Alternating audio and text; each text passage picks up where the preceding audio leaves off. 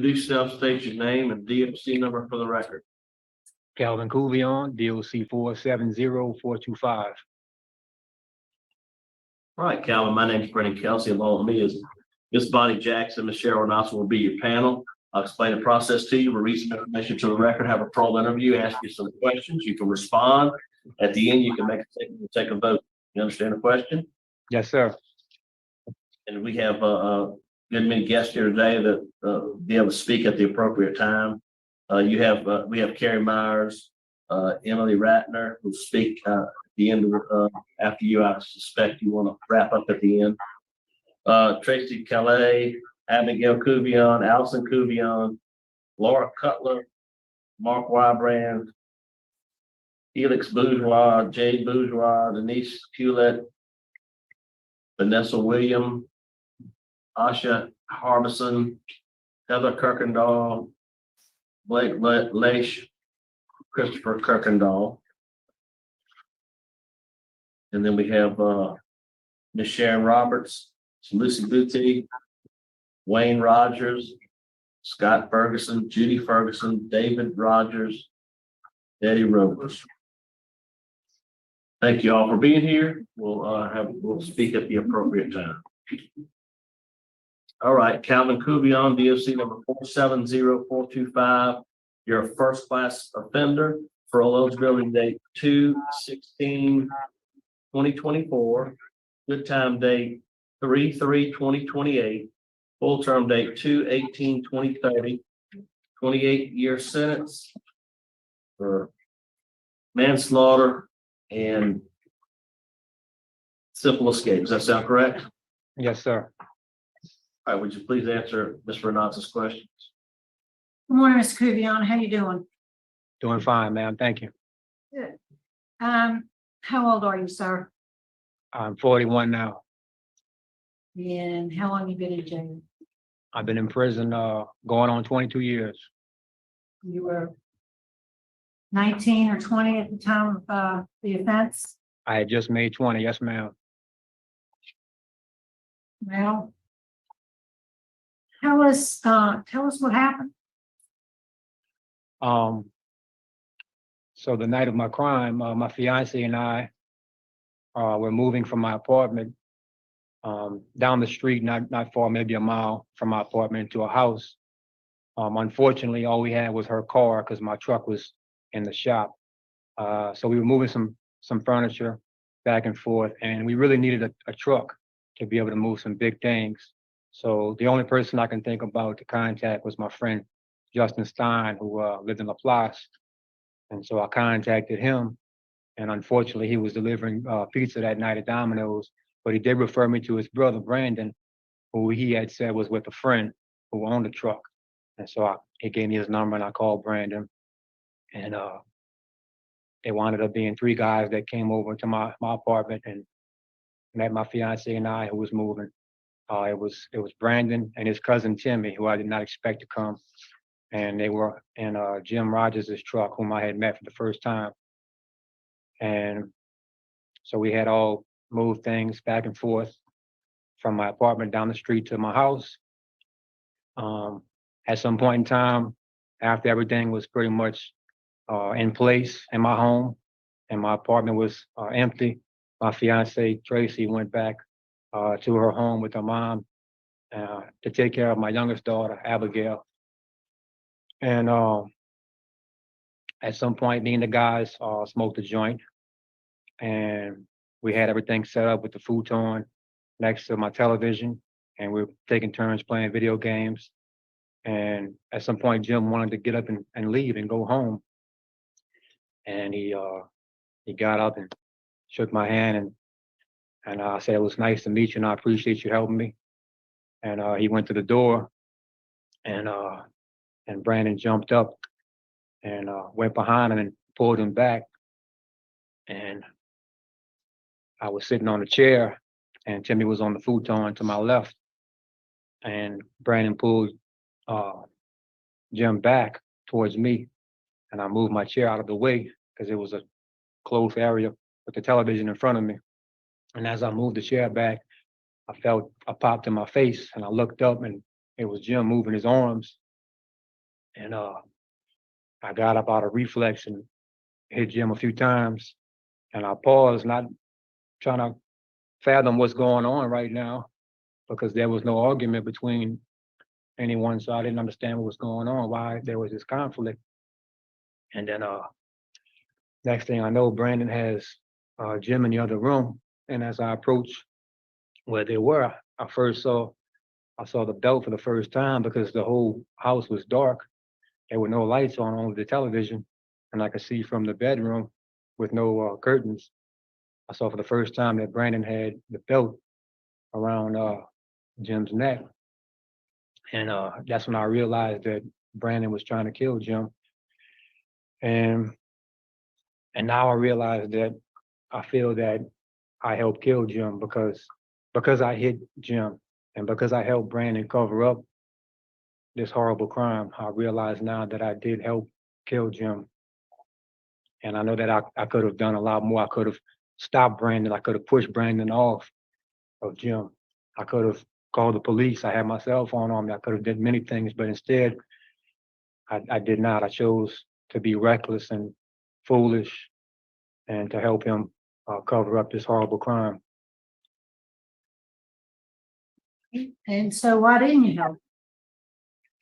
I think because I was just young and foolish, reckless, and my thinking now, reflecting on back then, I obviously was being selfish because all I could think about was them getting out of my home. I just wanted them out of there, and like I say, selfish because I didn't care where they were going, and I should have called the police. I should have made sure that Jim got help, and I did not. I aided. So you've been in jail for about 21 years, and so you've had a lot of time to think about the events of that day, that night. So you hit him, Jim, after he was restrained. Yes, ma'am. And have you come to any determination as to why this happened? All I could imagine, it was out of pure reflex from being hit myself. No, I meant the whole crime. Why did it take place? You I'm said not, you were trying to leave, and then it all happened. I don't know why Brandon did it. I don't know why he. So you had a jury trial. You were originally charged with second-degree murder, Yes, ma'am. and the jury reduced it to manslaughter. Yes, ma'am. And you have a mandatory release date, good time date in March of 2028. Your parole eligibility is February of next year. So if you were favorable today, you wouldn't get out till then. Tell us, as you can imagine, there's very strong opposition to consideration for early release, and we'll hear some of that a little later today. We do have in the record a letter from the sheriff. Strong opposition, believes you should serve out the remainder sentence and that he does not support parole. But tell us, if you would, please, over the last 21 years, what have you been doing?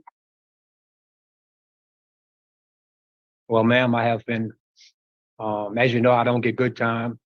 So I've been, over my whole incarceration, I've just been trying to find ways to be a better person and to develop as a man and no longer an irresponsible boy, but to take the programs that DCI has.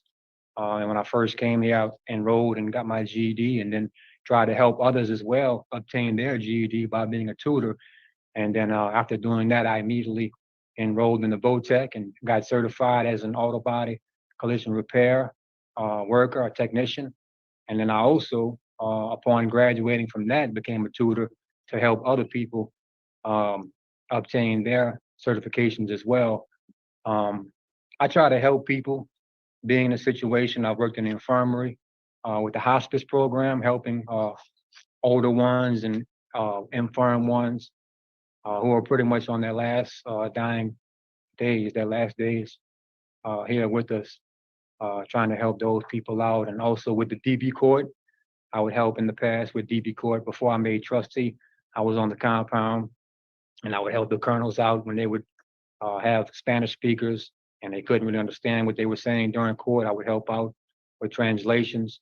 I've taken many different programs, as I said, to help me become rehabilitated and change my ways of thinking, my rebellious ways of thinking, to just help become a better person and to help those, to be an example also for my children, an example for those, for my loved ones on the outside that do observe me, that do keep in contact with me, that they can see that I am a better person and they can be proud of me for the changes that I've made, although incarcerated, although I am here and not into society, I am a better person now, and I'm constantly developing to become a better person for that day when I do come home into society. I can help out. I can be an asset in my community, whether it be to children or an asset to anyone that I can help them learn from my experience of what not to do, and I can be a living example to those ones.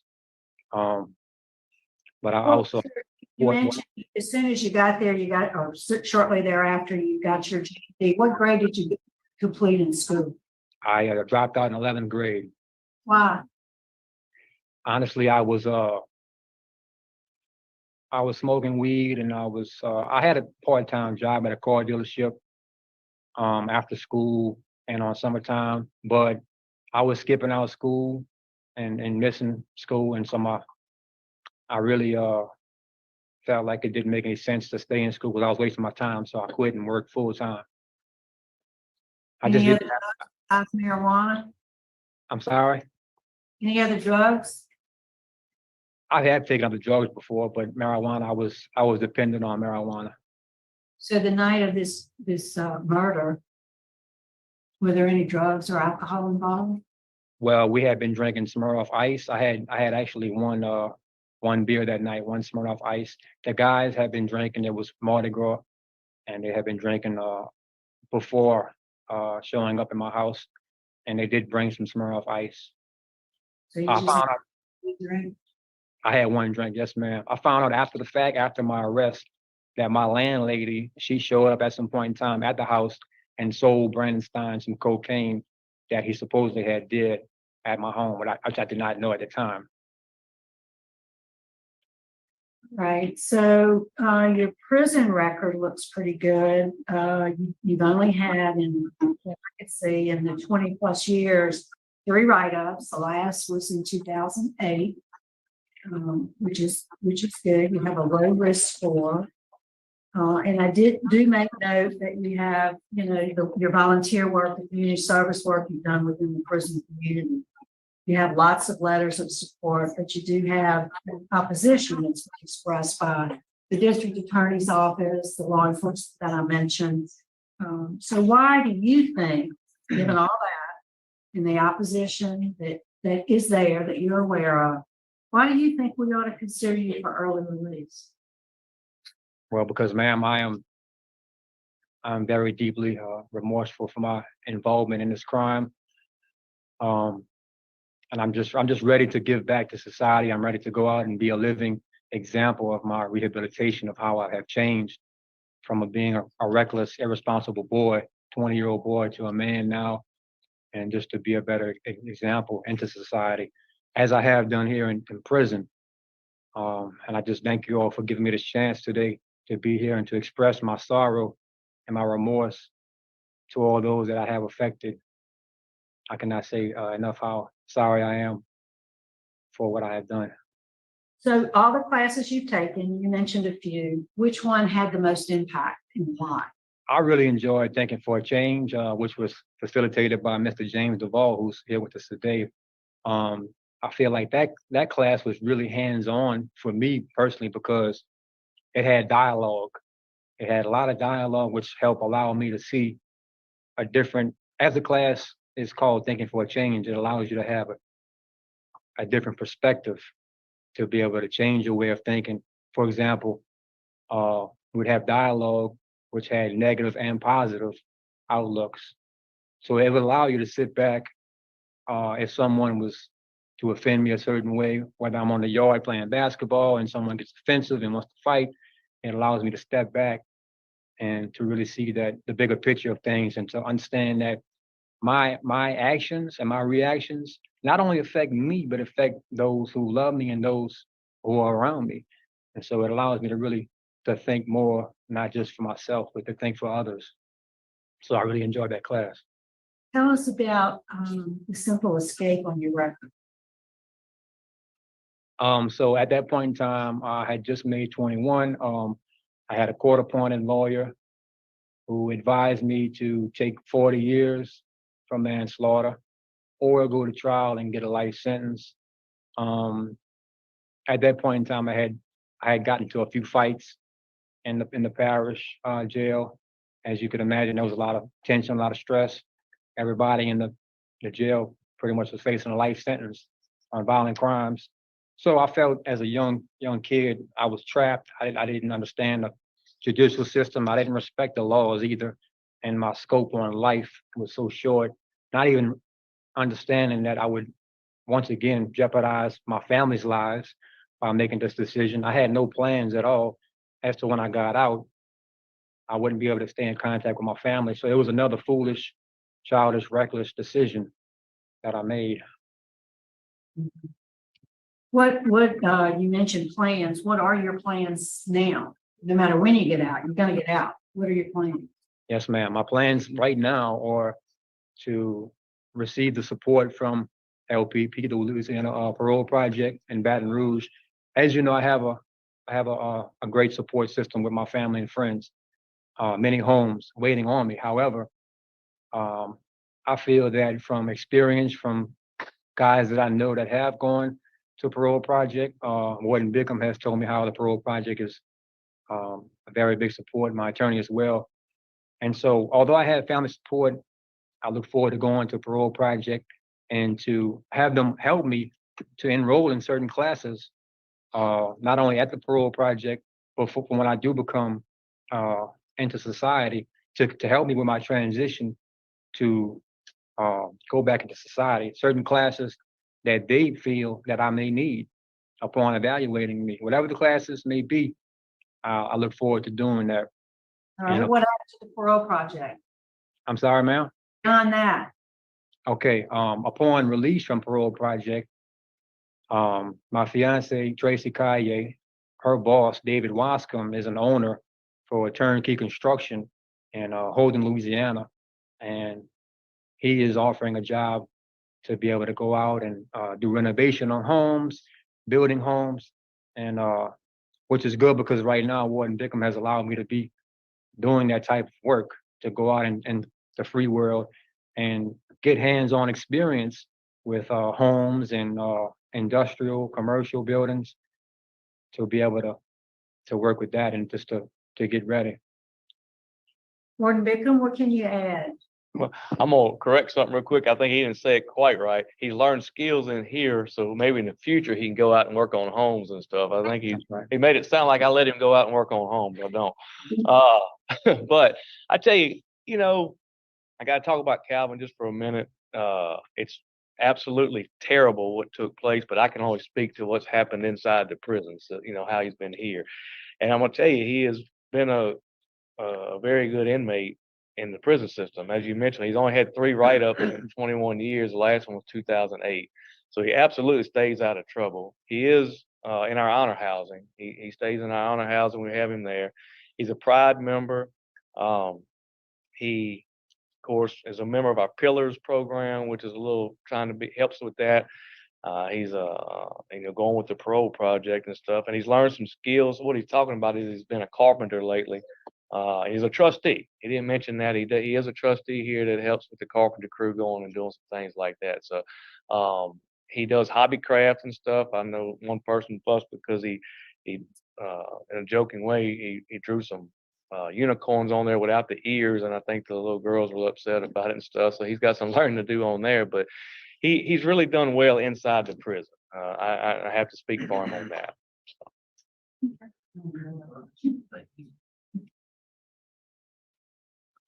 All right, we'll hear from Mr. Kerry Myers now. Good morning, Kerry Myers with Louisiana Parole Project. Yes, Couvillion is a client of Parole Project. We're prepared to offer him our services should he get granted today. It's obvious just listening to Mr. Couvillion speak that he isn't the 20-year-old who made many poor decisions. He is a mature man. He's also, at this point in his life,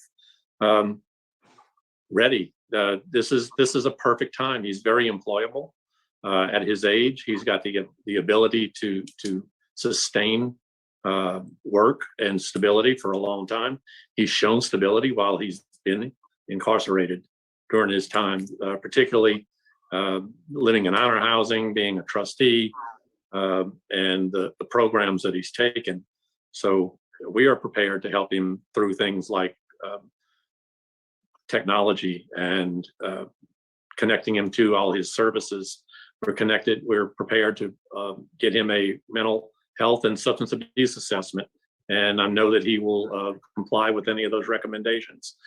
I think that Mr. Couvillion is just at the prime age and showing based on his record to be released now so that he can actually get his life back together and live a full, complete life and reach his full potential. So we would ask this board to grant his release today. All right, thank you. Ms. Ratner, you're going to finish up the end, correct? After he speaks? Okay, great. Commissioner. All right, we'll hear from Ms. Sharon. Is it Ms. Sharon Rogers? I'm sorry. Is that correct? Thank you. I apologize for misstating it earlier. I'm Jim Rogers' mother, Jeremiah. I said you all have read the letters and know the way my son was taken. It was a senseless murder, and both Brandon Stein and Calvin Couvillion facilitated. There were two attackers, and Jim had no chance. Calvin Couvillion showed no mercy to Jim as he begged for his life. His life meant nothing to him, a human life meant nothing to him. He had helped Calvin that night move furniture to his new residence. He helped him, and this led to his death.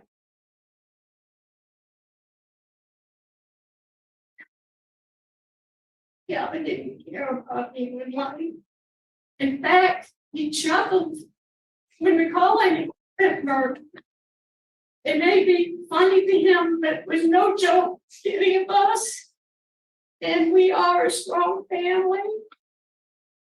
Several of them are here today. Some came from Tennessee, some from Texas, Washington, D.C. There's no closure for the pain in our hearts. Jim will ever be 17 and away from us. I listened to all the things that Calvin accomplished in prison. But one thing has not changed. When he tells what happened that night, he's not telling the truth. As he was being strangled by Brandon Stein, and he intentionally punched Jim several times. There wasn't any accident. So what's in this man's heart? Words are easy. I don't trust him. I think he's a narcissist, a liar, lacks moral values, and does not accept responsibility for his actions. And that obviously has still not changed. He doesn't show empathy for others. He can say the words that people want to hear. There's no true remorse in his heart. Jim got up to leave, and he restrained him from doing so. So tell the truth, Calvin. I do not think he should be released to be around law-abiding people, and I ask that parole be denied. Thank you. Yes, ma'am. I will hear from Mr. Wayne Rogers.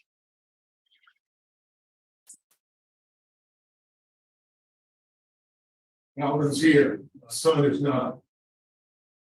I have to speak for him. If he can't.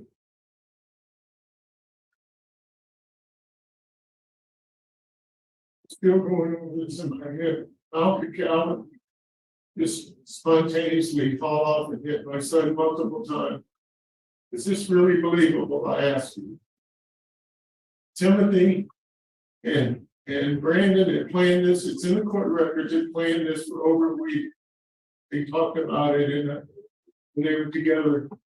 And Calvin, yeah, they're going to ask my son to help him move Calvin over to his house, pick up all his stuff and help him move his things and his family into that house. And then he's just going to shake his hands and then step back until he swings violently and hits him. He's going to punch him multiple times in the face. This makes no sense.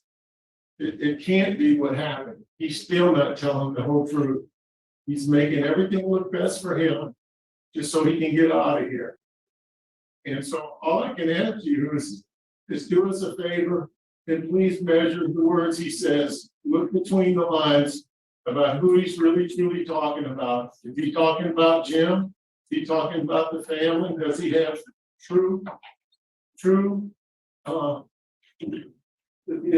trueness in his heart? That he told everything the truth? That he's opening up everything in true remorse? How can you be remorseful if your story still doesn't make sense and yet you won't clarify enough for us to know what really happened that night and why he jumped in on this execution of my son? So I ask you please to consider that he's given punishment. He should serve the full time for that punishment because of the nature of the crime and what he did to my son. And thank you for your time. Thank you, sir. Thank you. Miss Betty Rogers.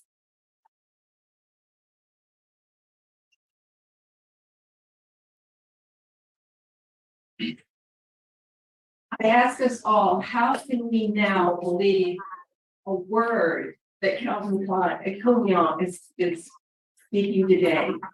He just gave it the summary and he left out, it's in the court record, that Brandon and Calvin discussed murdering Jim 2 days before. Check it, it's in both the court record and in the appeals document. I've just read them all. And he is a Lion King from February 13, 2002 until his sentencing. Under oath he lied. And if that man is today using the word reflex, he said reflex. Take a look at the photos of Jim's face when his body was recovered. He has made up this whole story. Judy Cullen, the prosecutor, she stood up in the court beside him and said, shaking her arm, show me how a reflex works. Calvin said, Brandon strangling my nephew Jim bumped into Calvin and he jumped up and in a reflex punched Jim 3 times. Julie said, how do you punch with a reflex 3 times? It's not possible with the human body. That's not a reflex. And Calvin today in 2023 is still saying reflex. He has not taken responsibility for it. He's lying. Again, look at the photo of Jim's face. And he lied from the very beginning. He made up this story. He was in Bourbon Street. Jim shows up, moves his furniture. Calvin leaves, and then later Jim's gone and his mattress is gone. Calvin already knew that Jim was dead and that his mattress went with the body in the back of the truck. He didn't mention that he hopped on the tailgate of the truck and rode with the truck with Jim's body behind him from his new house back to his apartment. And then they took my nephew's body and threw it in the swamp. And Calvin knew that's what they were going to do. They were going to dispose of it. And Calvin gave him their mattress. And when they found Jim's body 3 days later, can you imagine what our family went through in those days? That mattress matched Calvin's mattress. Calvin helped put it in the truck. And Calvin, I'm going to repeat this, 2 days before that, Brandon discussed killing. So that's great. He's rehabilitated, we support it. We support it 100% that he can do that rehabilitation in prison. If that man is still using this bogus reflex, look at Julie Cullen's words during the trial. Reflex today in 2023.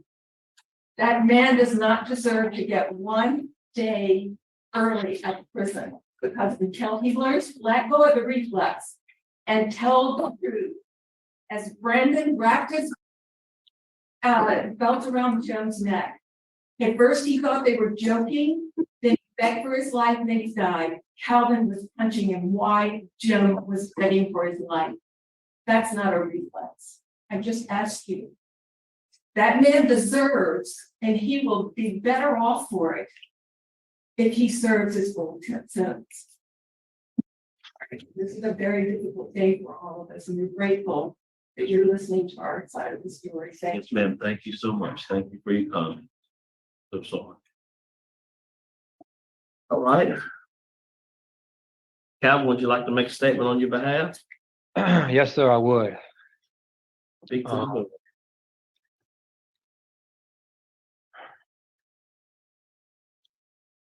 I know that the word sorry is it's not enough. It can never bring back Jim. It can never bring him back. And I know that no matter what I can do, it will never take back the horrible thing that I did do that day. Me hitting Jim and me helping Brandon cover it up by removing Jim from my home and placing him in his truck.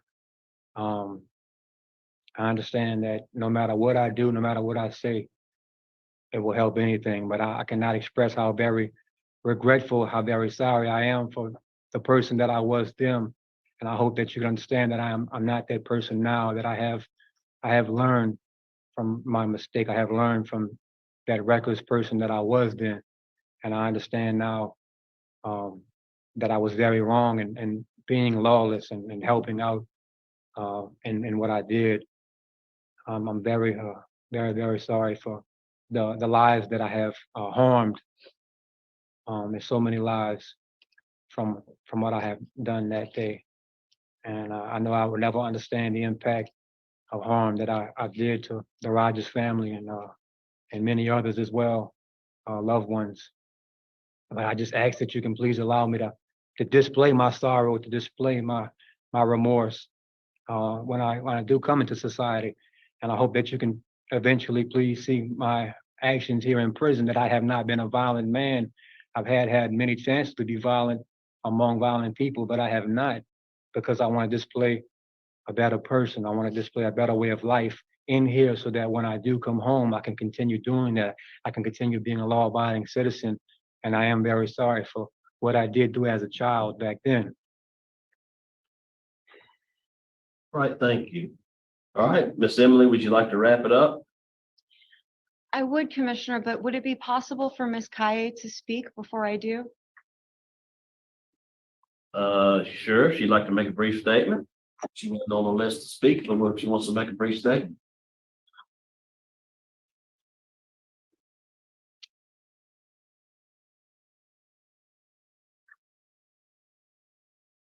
Good morning, Commissioners. My name is Tracy Kaye. I'm Calvin's fiance and mother of his 2 daughters, Allison and Abigail. We're all very emotional and look forward to the possibility of Calvin coming home. When we were teenagers, I knew Calvin very well.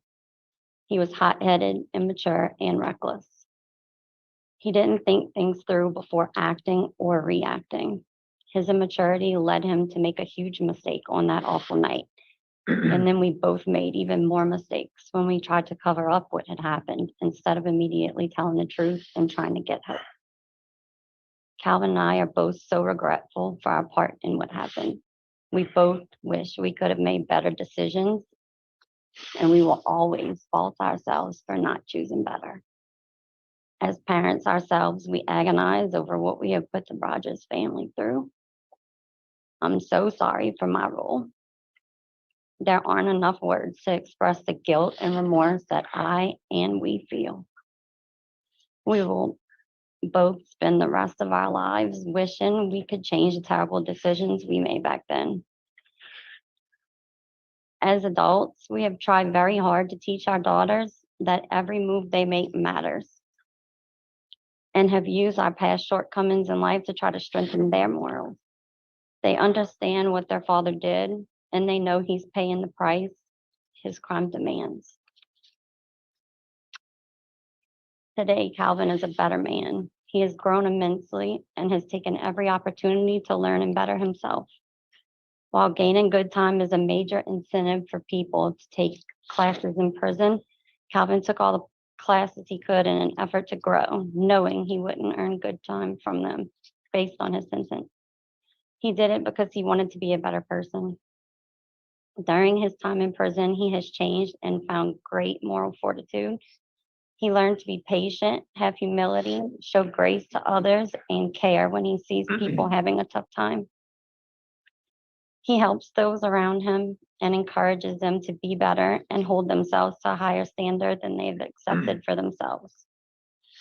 He has learned to take responsibility for his decisions and knows that every decision he makes is an important one. The Calvin of the late 90s and early 2000s didn't know that. Now he does. He will be an asset to me and our family. Our daughters have waited a long time to truly feel their dad's presence in their lives outside of the prison and are excited to get the chance to experience a life with him here. My sons, who are 8 and 10, are very excited to have Calvin living with us, and I'm eager to have him help shape my sons so they can grow into good men one day because of his influence. He has been on this journey of growing and rehabilitating for 22 years. I know he'll be skilled at helping shape them. The children and I hope you will see fit to grant Calvin's release on parole. I have a home in Mandeville, and we are counting down the days until we can hopefully share it.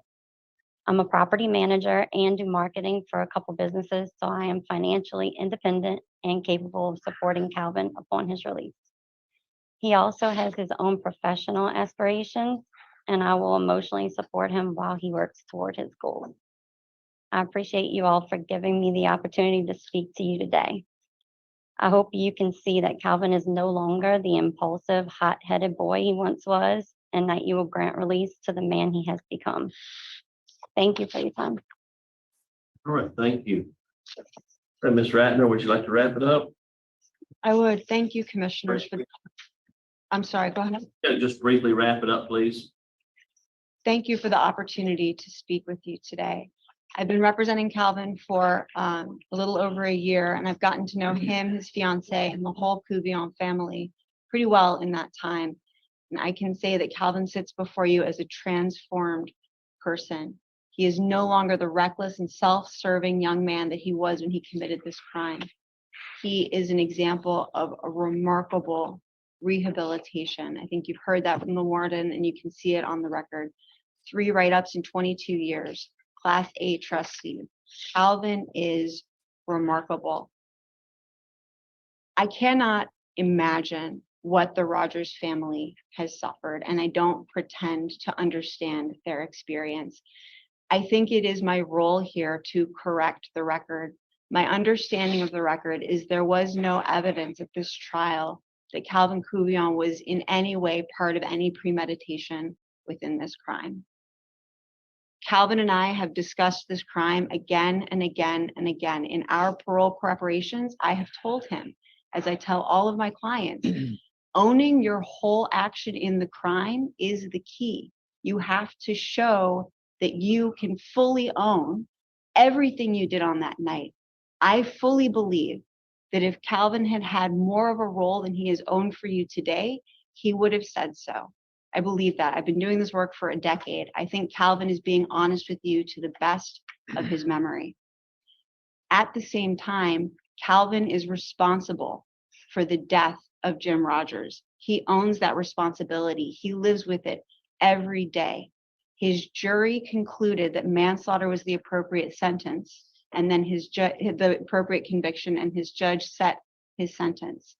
I believe Calvin has completely transformed in the way he understands his activity at that time. And I hope that you've been able to hear the remorse that he expressed today, as well as Ms. Kaye. I think much more compelling and reflective of Calvin's remorse, much more than his words, are his deeds. He's worked all over this prison. He built the attorney-client visitation room that I've been meeting with him in. Every skill he's developed in here, he immediately turns around and shares it. He's tutored people here in GED and auto body collision repair. He taught himself Spanish in here, and he's interpreted for disciplinary court. And not to curry favor, not to prove that he is not the child that he was when he committed this crime. This is how he is showing his remorse, by serving others. That's how he lives every single day. You heard it from the warden, how Calvin Couvillion shows up every day for the community here. DCI is a better place because Calvin Couvillion is in it.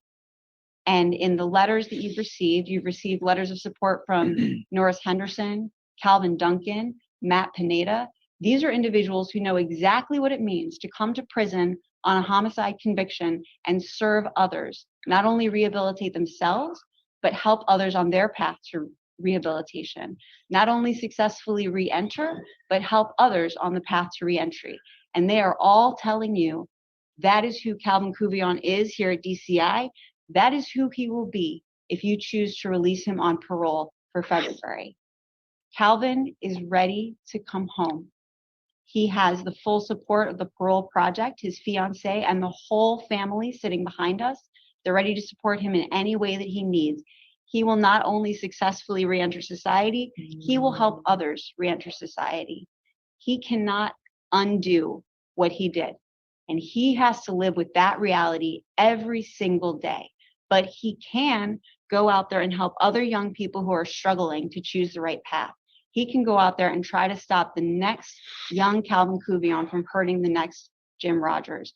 I believe that's what he will do if you release him. I think that's what the people you're hearing from, the warden and others who have successfully re-entered, that's what they're saying. He'll follow any terms that you set. He'll meet any conditions you want to see before release. Calvin Couvillion will make this board proud of a decision to grant his release. And I hope that's the decision that you'll render today. Thank you for hearing from me. Thank you. All right, now prepared to vote. Yes. Ms. Renata. All right. I want to thank the Rogers family. We do appreciate your travels to be here today and share your thoughts with us. And I made a note in one of the letters that we did get, where the crushing weight of the grief is expressed, that you say he needs to continue his imprisonment until he serves his sentence in full. He owes us that. His debt to us, the Rogers family, remains unpaid. And I sympathize with your feelings there. I don't know how you ever repair the harm. I don't think you can. I mentioned earlier the strong opposition by law enforcement and the district attorney's office. But I also look at the work that he's done, keeping in mind the age he was when this crime was committed. I do believe his time in prison, during his time in prison, he's demonstrated growth and maturity. He's worked to improve his prison community.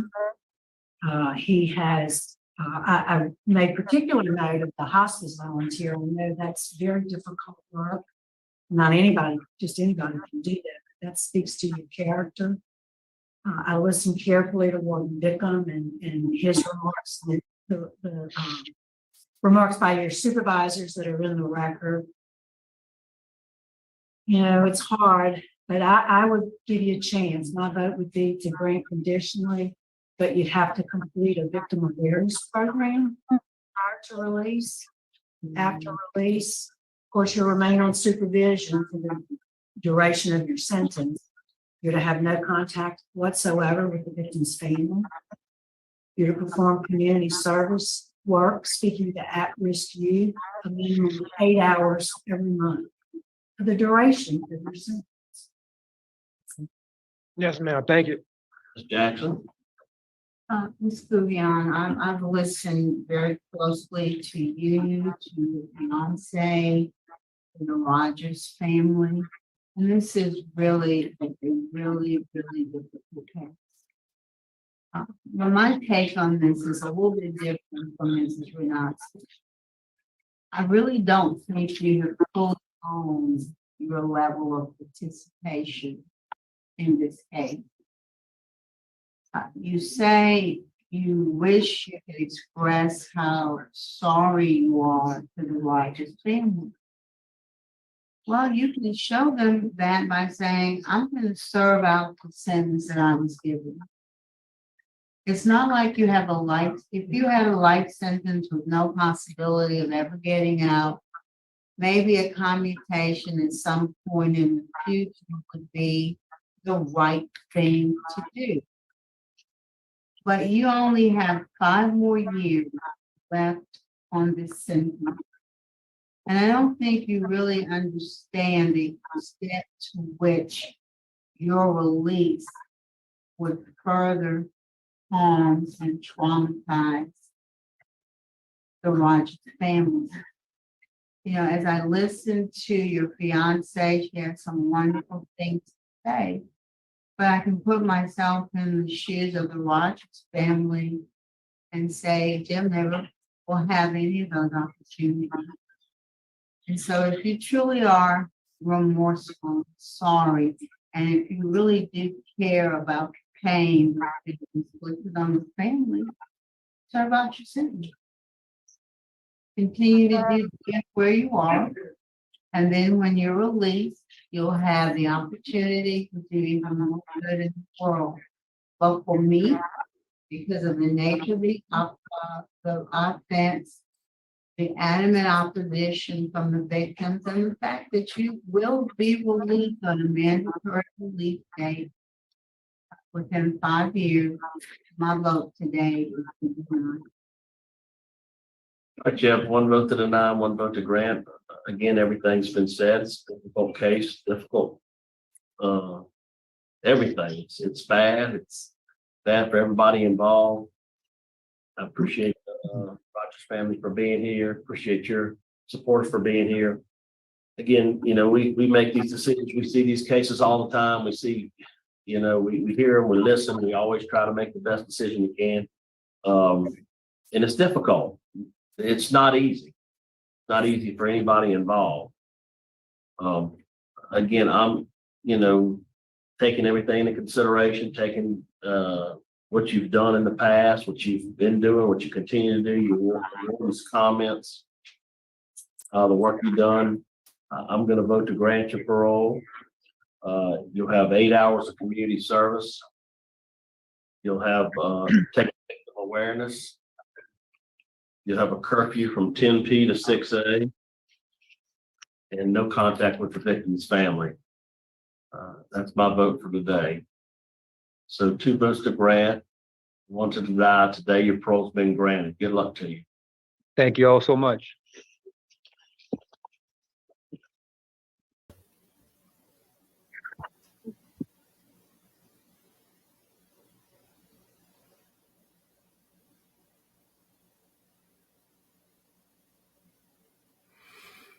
How do we unpack this?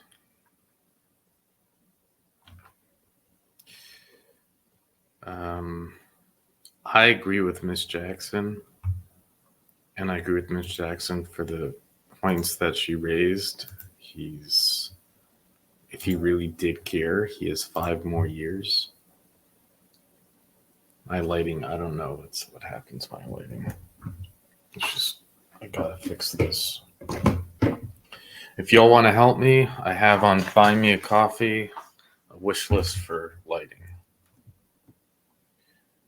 The links down below in the description. I don't know if I've ever asked for that before, but there you go. Gosh, it's frustrating. So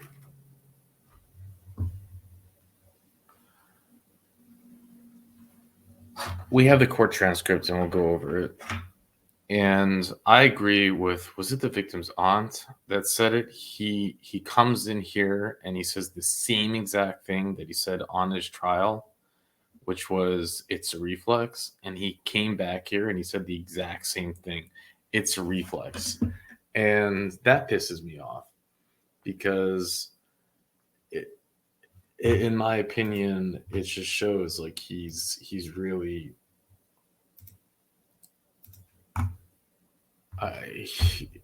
what has he learned in all these years? It's not a reflex to hit someone 3 times. And then also what was disturbing to me, I don't know if you caught it, but while she was talking, he straight up yawned.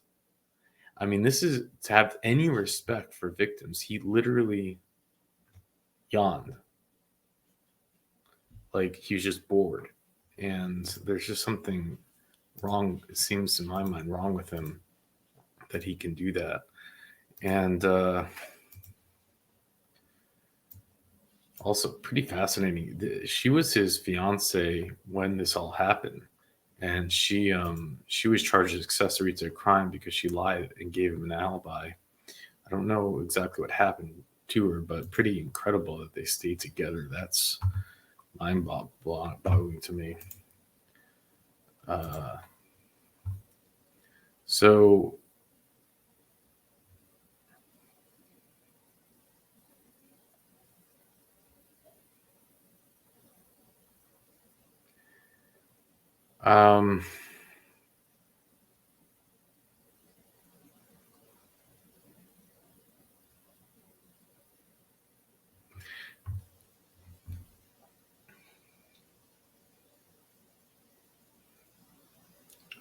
so yeah. So it involves a lot of parties right here. And by the way, something that they didn't mention here is that they claim actually the doctor record showed in the trial that he died from exposure. So not only was he not killed in the apartment, but if he had called police at any time, they would have saved him. It took them 3 days to find his body, and they said he died from exposure under a bridge. So, he's fully culpable in it. At the sheriff's office, Timothy's statement was recorded via audio tape at trial. The tape was played by the jury. So that Jim picked him up at around 8 p.m. They picked Brandon up at his friend's house. The three boys then drove to the Sabres where Brandon brought the alcohol to everyone, and they drank.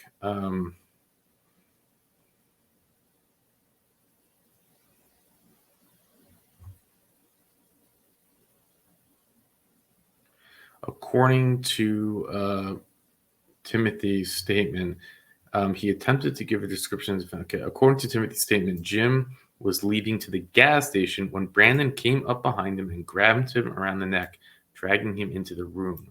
Timothy stated that he heard noises of a struggle and Jim calling for help while the defendant and Brandon were in the room with him. He then watched Brandon and the defendant drag Jim's body into a blanket in the living room and put Jim in the back of the truck with a mattress on top of him. Brandon threw Jim's lifeless body over an overpass. Just so sick.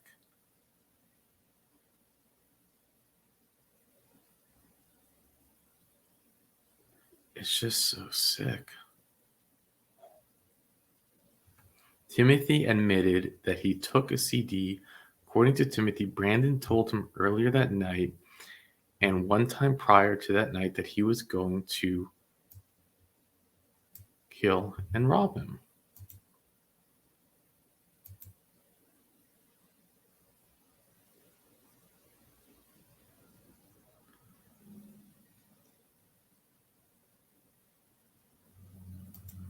St. Charles Parish Office was immediately notified of Jim's death, probable location of the body. But you want to see where it says reflex? Here it is. Later in the interview, Calvin admitted that he did not go to Bourbon Street. He was adamant that he never met Jim before that night. He further stated around midnight, Jim said he was ready to go home. He explained that when Jim got up to leave, Brandon went behind him, put a belt around Jim's neck, and pulled Jim backwards towards the back door of the house. Calvin then stated that while Brandon was pulling Jim back, Jim accidentally hit Calvin. You see that?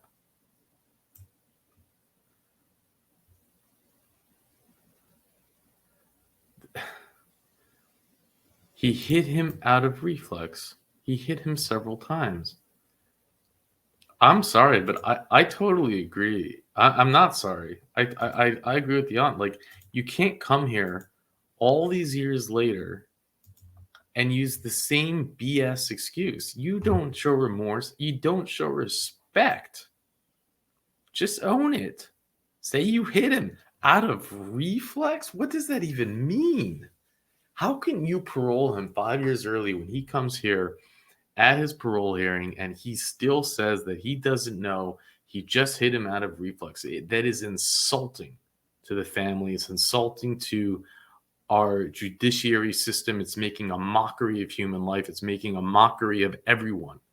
And the idea that he doesn't even have the awareness and the even just the common sense to not say that is scary. Because, well, who's going to know when the next person is reflex gets in the way? It's just absurd. He stated that when he hit Jim, blush gushed out of his nose.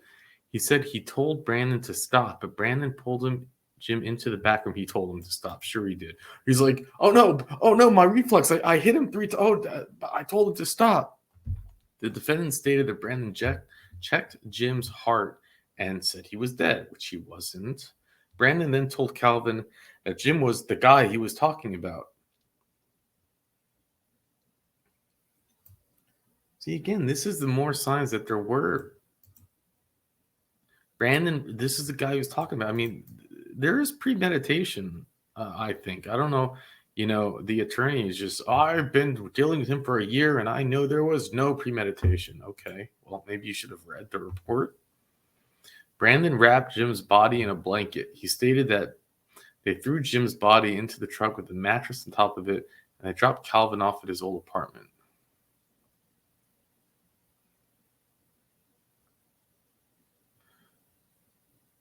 When they executed a search warrant on defendant's house, which yielded box springs that matched the mattress, found Jim's body. And all of this was done for what? To rob him of some stuff? Likely a yield set of keys. They also recovered a stereo and a speaker at Brandon's residence. Yeah, they stole the speakers from his truck. They did this all for speakers. Unbelievable. I'm sorry, but you don't get. And he's lucky he got just 25 years. He said he had no idea what was going to happen. He testified that Jim picked him up.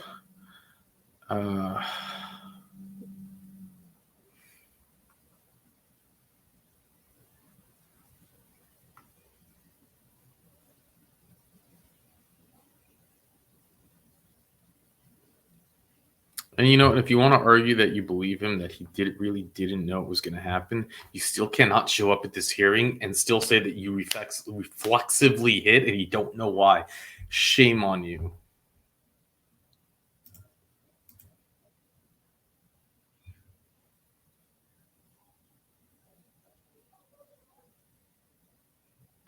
Instead, he testified the defendant helped Brandon. Defendant was hitting Jim as Brandon dragged him into the kitchen. Can you imagine you're a kid and all of a sudden these monsters jump on you, start hitting you and grab you, choke you in a chokehold and wrap a belt around your neck? All because they want your speaker equipment in your truck? He could not breathe and he was struggling, but he dragged him into another room, into the back of the house. Timothy stayed on the futon and he did not see what was going on in the back room, but he testified they remained there for 10 to 15 minutes. Thereafter, Brandon wrapped Jim's body in a blanket and drove Jim's truck around to the back door. Brandon and the defendant moved the body to the back door. The three placed Jim's body in the back of the truck, and the Timothy and defendant placed a mattress on top of him.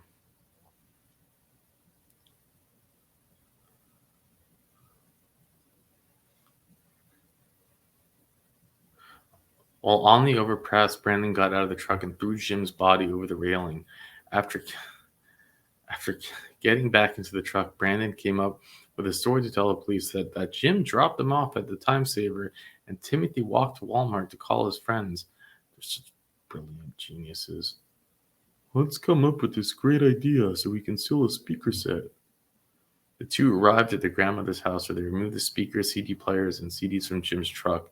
Timothy took one CD. Thereafter, Brandon dropped Timothy. He took a CD. Wow, I really hope that was worth it.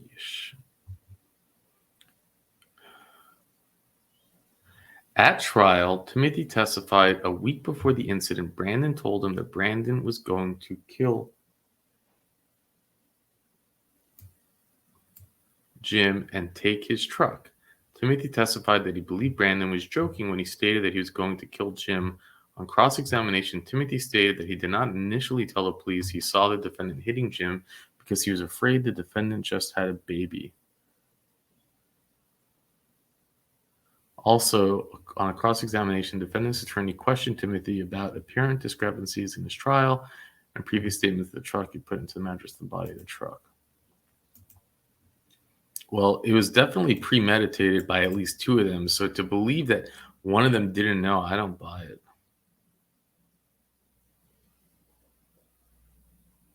It's possible, but I just don't buy it. This is where his girlfriend, defendant, asked her to tell the cops of Bourbon Grove Monday night, but lie about his whereabouts. She told him he had gone into fights. She later did tell the truth. Tracy Clay, defendant's fiance and mother of his two children, testified that the defendant called her and told her that they were playing a game, and Jim said he was ready to go and Brandon attacked him. Here's her story. Brandon attacked him. He told her Brandon dragged him into the kitchen area and that Jim elbowed the defendant in the jaw. She admitted to initially lying to the police at the defendant's house. Tracy was also arrested and charged with accessory after the fact. His wonderful fiance.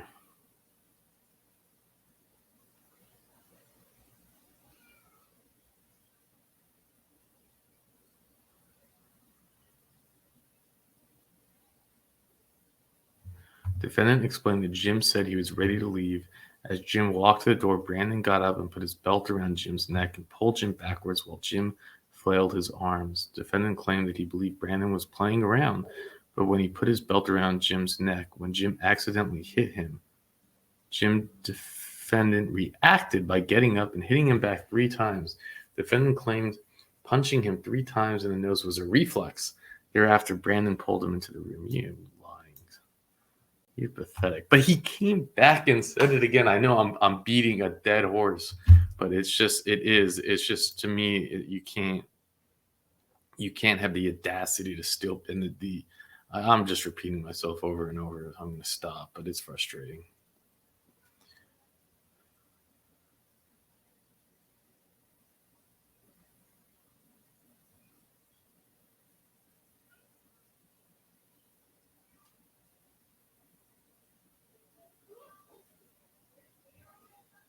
Here they have different. One doctor says that he died from being thrown off, and others say that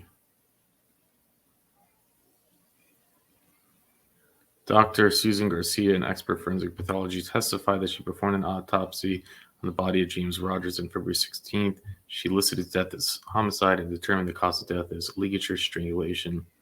She testified something was placed around his neck and tightened to cut off his blood flow. Testified this could have been a weapon. She noticed that the victim received blunt force trauma to the side of his face with bruising and abrasions to his left eye, left cheek, mid-forehead, and the side of his nose. She testified that punching in a manner in which these injuries could have been sustained, but also he was thrown off a